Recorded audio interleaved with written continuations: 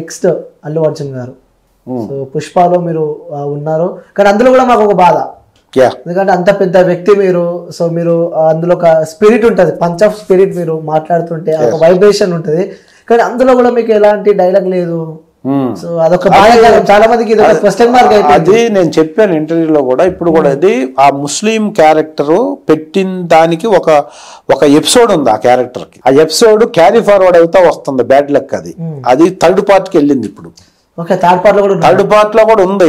అసలు వాడు ఎందుకు మాట్లాడలేదు అనే దానికే రీజన్ ఉంది, మాట్లాడకుండా ఎందుకున్నాడు అనే దానికే ఒక రీజన్ ఉంది. వీడు నా పక్కనే మొదటి నుంచి నేను ఎమ్మెల్యే అప్పటి నుంచి ఉండి ఎందుకు మాట్లాడలేదో తెలుసా అన్నప్పుడే అది ఓపెన్ అవుద్ది. ఆ ఎందుకు మాట్లాడలేదు అనే దానికోసమే మాట్లాడకుండా సినిమా అంతా పెట్టాల్సి వచ్చింది. అది స్టోరీ క్యారీ ఫార్వర్డ్ అవటం మూలన థర్డ్ పార్ట్కి వెళ్ళిపోయింది. అది వెళ్ళిపోవడం వల్ల ఇది అలాగే రన్ అవ్వాల్సి వచ్చింది. దాని మీద కూడా సస్టైనబిలిటీ కూడా లేదు. సస్టైనబిలిటీ ఉంటే మళ్ళీ డౌట్ వస్తుంది.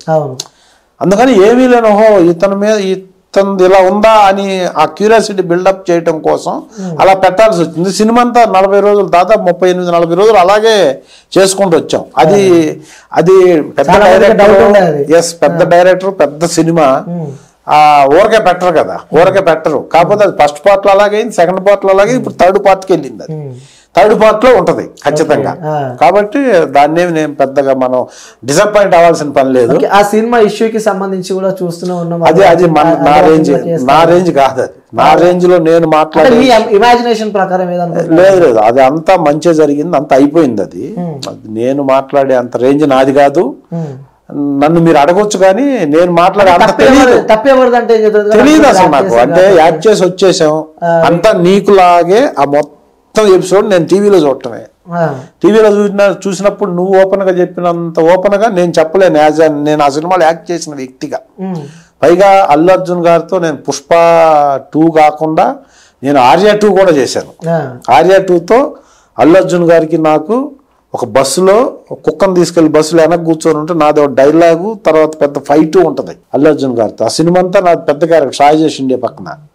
సో నాకు అల్లు అర్జున్ గారితో ఉంది మంచి ర్యాపో ఉంది. అతని వర్క్ గురించి చెప్పుకుంటే డెడికేషన్ లో నెంబర్ 1 డెడికేటెడ్ ఆర్టిస్ట్.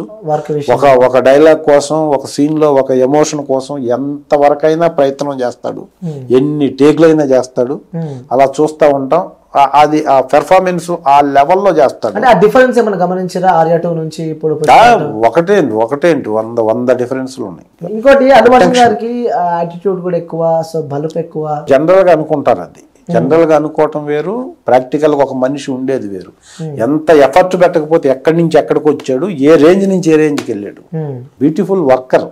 ఓకే, అంతవరకు రైట్. అంటే ఏదన్నా చాలా గంభీరంగా మాట్లాడతారు మీరు కాబట్టి, ఏదన్నా జెన్యున్ గా మాట్లాడతారు కాబట్టి, ఈ ఫిలిం ఇండస్ట్రీలో ముఖ్యంగా యాజ్ అ సీనియర్ యాక్టర్ గా మీరు ఎలా చూసుకొచ్చారంటే ఒకదాని తర్వాత ఒకటి ముడిపడుతున్నట్టు ఒకదాని తర్వాత ఒక కేసులు ఎదుర్కోవాల్సి వస్తుంది మీ ఇండస్ట్రీకి సంబంధించి.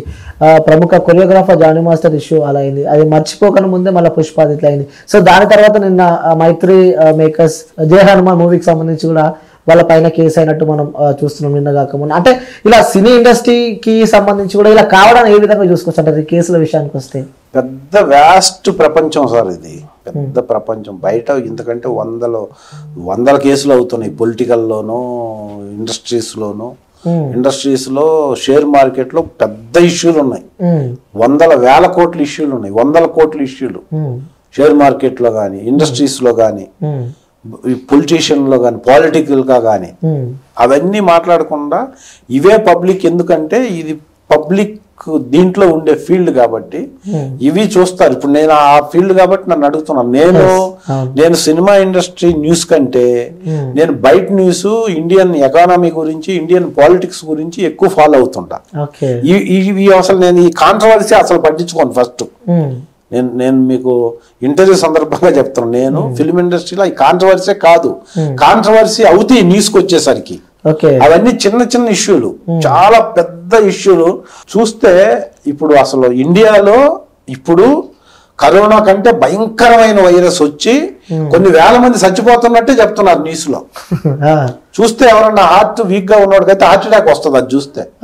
సో అంత ఏమీ లేని 5% ఉన్నదాన్ని ఒక 100% చేసి ఎక్కువ ఎస్టాబ్లిష్ చేస్తున్నారు అంటే ఏమీ లేదని చెప్పి మీరు చెప్తున్నారు కాబట్టి, అంటే ఈ రెండు ఉద్దేశించి చెప్తున్నారా లేకుంటే వేరే వార్త లేదని చెప్తున్నారు? లేకుంటే అల్లు అర్జున్ ఇష్యూ పెద్ద లేదు అసలు. నేను జానీ మాస్టర్ చాలా పెద్ద ఇష్యూ అది ఇష్యూ చేశారు అంతే. అంటే అది ఇష్యూ కాదంటారు? ఇష్యూ ఉండొచ్చు, చిన్న చిన్న ఇష్యూని పెద్ద ఒక అమ్మాయి కేసు పెట్టి ఉన్న బాలిక నా పైకి వచ్చి చేసినది మీకు చిన్న విషయం? చిన్న విషయం కాకపోవచ్చు, పెద్ద విషయం అయితే దాని ప్రకారం చట్టం పని తను వస్తారు. అది ఎవరెవరు ఇండివిజువల్ గా వాళ్ళ క్రెడిబిలిటీ పెంచుకునే దానికో, లేకపోతే వాళ్ళని వాళ్ళు వాళ్ళ ప్రొఫెషన్ లో వాళ్ళు చేసే పని ఒక్కోసారి నెగిటివ్ అవుద్ది. అది అయి ఉండొచ్చు. అది నాకు సంబంధించిన, మాకు అసలు ఎవరికి సంబంధించిన ఇష్యూ కాదు. అది పబ్లిక్ పర్వర్షన్ లో పబ్లిక్ సంబంధించిందే కాదు. అది పబ్లిక్ సంబంధించింది. పబ్లిక్ నష్టపోయేవి చాలా జరుగుతున్నాయి, నేను చెప్తుంది అది. దాని గురించి నన్ను కూడా దాని గురించి అడగాలి మీరు ఒకవేళ అడిగితే. అల్లు అర్జున్ గారు బన్నీ గారు జరిగేలు వచ్చిన తర్వాత కూడా వచ్చిన అదే రోజు చాలా మంది ఇండస్ట్రీకి సంబంధించిన పెద్దలు కూడా వెళ్ళి అల్లు అర్జున్ గారిని కలవడం జరిగింది. కానీ ఒక ప్రాణి చనిపోతే కూడా అక్కడికి ఏ సినిమా ఇండస్ట్రీకి సంబంధించిన వ్యక్తులు ఒక్కరు కూడా అక్కడికి వెళ్ళలేదు. అంటే ఈ వార్తలు వచ్చిన తర్వాత వెళ్ళడం మనం చూస్తున్నాం. లేకంటే అల్లు అర్జున్ కలిసిన తర్వాత కొంతమంది రాజకీయ నాయకులు మాట్లాడిన తర్వాత వెళ్ళడం మనం చూస్తున్నాం. అవన్నీ చాలా పెద్ద విషయాలు. నేను చెప్పాను కదా, నేను అవన్నీ అసలు పెద్ద ఫాలో అవును. నేను ఫాలో అయ్యేది నేను ఇక్కడి నుంచి వెళ్ళిపోయిన తర్వాత, సినిమాలో యాక్ట్ చేసిన తర్వాత, నేను ఇప్పటి వరకు చెప్పాను కదా, సినిమాలో నాది ప్రొఫెషన్. అది నేను బయటికి వెళ్తే వేరే. నేను బయటికి వెళ్తే నాకు సినిమా ఇండస్ట్రీ కంటే బయట ఫ్రెండ్స్ ఎక్కువ ఉంటారు.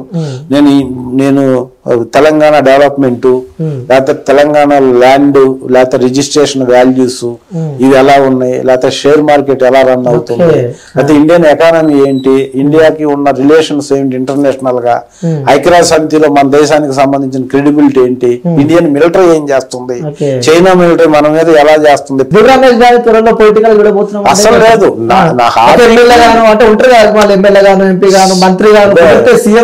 ఏది నోటికి వస్తే అది అడిగారని నేను ఏది తెలిస్తే చెప్పటం మార్చాలనుకుంటారు కాబట్టి వ్యవస్థను మారేది లేదు. మనం ఇంట్లో ఒక మనిషినే మార్చలేం, మనం వ్యవస్థనే మారుస్తాం. వ్యవస్థ ఇలా ఉంటే బాగుంటది. వ్యవస్థలో ఈ సెగ్మెంట్ ఇలా ఉంటే, ఈ సెగ్మెంట్ ని పెంచితే వ్యవస్థలో ఉండే మనుషులు బాగుంటారనేది మీకు తెలుసు, నాకు తెలుసు. నన్ను అడగకపోయినా నేను చెప్తాను. అది ఈ వ్యవస్థ, ఈ దేశం బాగుండాలంటే రైతు బాగుండాలి. అది అందరికీ తెలిసిందే కదా. రైతు బాగుండడానికి ప్రభుత్వాలు ఏం చేస్తున్నాయి? మనుషులు ఎలాగ చేయలేరు రైతును బాగు చేయడం. రైతుని ప్రకృతి బాగు చేయాలి ఫస్ట్. ప్రకృతిని కంట్రోల్ చేయగలిగింది ప్రభుత్వం కూడా కాదు. కానీ ప్రకృతి వల్ల జరిగిన బీభత్సాలో, ప్రకృతి వల్ల జరిగిన అతివృష్టి అనావృష్టికి బాధ్యులైన రైతుల్ని కాపాడే బాధ్యత మాత్రం ఓట్లు వేయించుకున్న ప్రభుత్వాందే కదా. కానీ ఏమి చేయట్లా. ఎగ్గొడతారని తెలిసినా కూడా కార్పొరేట్ కి లోన్లు ఇస్తారు. కార్పొరేట్స్ కి పొలిటీషియన్లకి లోన్లు ఇస్తుంది గవర్నమెంట్, బ్యాంకులు. రైతుకు లోన్ ఇవ్వదు కదా. రైతు పొలం పెడితేనో క్రాప్ లోన్లో లిమిటెడ్ గా ఇస్తారు. కానీ రైతును అబ్నార్మల్ గా డెవలప్ చేద్దాం, వ్యవసాయాన్ని డెవలప్ చేద్దాం